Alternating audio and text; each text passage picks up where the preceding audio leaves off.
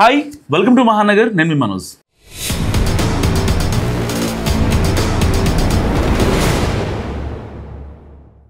Banakacherla AP ముఖ చిత్రాన్నే మార్చేసే project ఇది. అందులో నో డౌట్. సో గోదావరి నీటిని గనక సరిగ్గా ఉపయోగించుకుంటే సీమ ఎడారిలోనూ పంటలు పండించవచ్చు. అందుకే తెలంగాణలో కానీ ఏపీలో కానీ ప్రధాన ప్రాజెక్టులన్నీ కూడా గోదావరి మీదే ఉన్నాయి. కాళేశ్వరం ప్రాజెక్ట్ కింద Medigadda barrage, Annaram barrage, Sundilla barrage కట్టారు. ఏపీలో పోలవరం కడుతున్నారు. అసలు తెలుగు రాష్ట్రాలకు ఆధారమే ఈ గోదావరి నది. కృష్ణానదిపై పై రాష్ట్రాల వాళ్ళు చాలా ప్రాజెక్టులు కడుతున్నారు. సో ఇప్పటికీ కడుతూనే ఉన్నారు, చాలా ఉన్నాయి. సో పైన ప్రాజెక్టులు నిండిన తర్వాతే తెలుగు రాష్ట్రాలకు కృష్ణా నీళ్ళు వస్తాయి.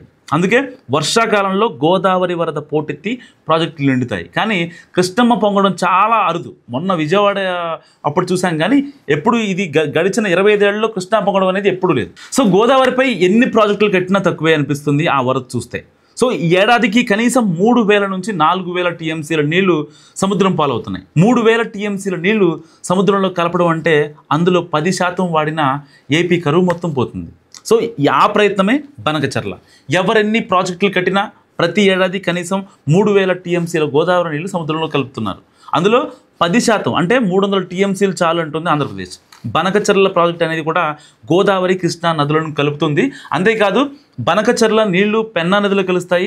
దీంతో దక్షిణ భారతదేశంలో నదుల అనుసంధానానికి అతిపెద్ద పునాది పట్టినట్టే అని చెప్పుకోవచ్చు. అప్పటి వరకు పట్టిసీమ లిఫ్ట్ ఇరిగేషన్ ద్వారా గోదావరి నీళ్లను కృష్ణాలో కలుపుతున్నారు. సో గోదావరికి వరద వచ్చే సమయంలో ఒక్కోసారి కృష్ణమ్మ ఖాళీ అవుతుంది.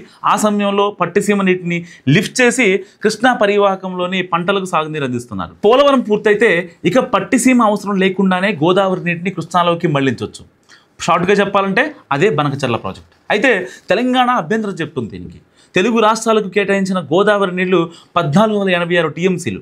అంతకు మించి వాడుకునే హక్కులు ఎవ్వరికి కూడా లేవు. కానీ సముద్రంలో కలిసిన నీళ్ళంటూ 200 టీఎంసీలు తీసుకెళ్తుంది ఏపీ. సో రేపొద్దున గోదావరిలో నీళ్లు తగ్గినా కృష్ణాలో నీటిని ఈ లిఫ్టుల ద్వారా తరలిస్తామనేది తెలంగాణ భయం. సో ఏపీలో కనుక బనకచర్ల నిర్మిస్తామని చెప్పగానే తెలంగాణ అభ్యంతరం చెప్పింది. కానీ నిజానికి ఇది కొత్త ప్రాజెక్ట్ కాదు. వైఎస్ జగన్ ఉన్నప్పుడే ఈ ప్రాజెక్టుకి రూపకల్పన చేశారు. అయితే ఈ పరంగా వెళ్తే మాత్రం ఇక్కడ కూడా ఒక రూల్ ఉంది. నదీ ప్రవహిస్తున్న రాష్ట్రాల్లో చిట్ట చివరి రాష్ట్రానికి కొన్ని ప్రత్యేక హక్కులు ఉంటాయి. సముద్రంలో కలిసిపోయే నీటిని చివరి రాష్ట్రం వాడుకోవచ్చు. ఈ ప్రత్యేక వెసులుబాటు ఎందుకంటే గోదావరి నదిపై మహారాష్ట్ర బోల్డ్ ప్రాజెక్టులు కట్టింది. సో ఇటు తెలంగాణలో కూడా చాలా ప్రాజెక్టులు ఉన్నాయి. ఈ ప్రాజెక్టులన్నీ నిండిన తర్వాతనే ఆంధ్రప్రదేశ్ నీళ్ళు వస్తాయి. అందరికి తెలిసిన విషయమే. సో అందుకే ఈ ప్రత్యేక హక్కులు చంద్రబాబు వాదన కూడా ఇదే. సో సముద్రంలోకి పంపే బదులు ఆ నీటిని వాడుకుంటే తప్పేముంది, అదే ప్రయత్నం చేస్తున్నాం అనేది ఇప్పుడు ఏపీ గవర్నమెంట్ మాట. అందులో తప్పేంటి అని అంటున్నారు ఏపీ ప్రభుత్వ పెద్దలు. కానీ తెలంగాణ ఊరుకోవడం లేదు. తెలంగాణ ఉద్యమం పుట్టిందే నీళ్లు, నిధులు, నియామకాలు అనే స్లోగన్ నుంచి. సో ఇప్పుడు నీళ్ల విషయంలో అన్యాయం జరుగుతుంటే తెలంగాణ ఊరుకోకపోవచ్చు. మరి సో ఈ నీళ్ల జగడాన్ని ఎలా తీసుకుంటారో చూడాలి. సో ఎన్డీఏలో భాగస్వామి కాబట్టి చంద్రబాబు మాట నెగ్గుతుందా, బీజేపీకి తెలంగాణలో అధికారం ముఖ్యం కాబట్టి చంద్రబాబుని ఆపుతారనేది చూడాలి. సో ఈ వీడియో గురించి మీరు అనుకుంటున్నారా? కామెంట్ కూడా తెలియజేయండి. చూస్తూనే ఉండండి మహానగర్.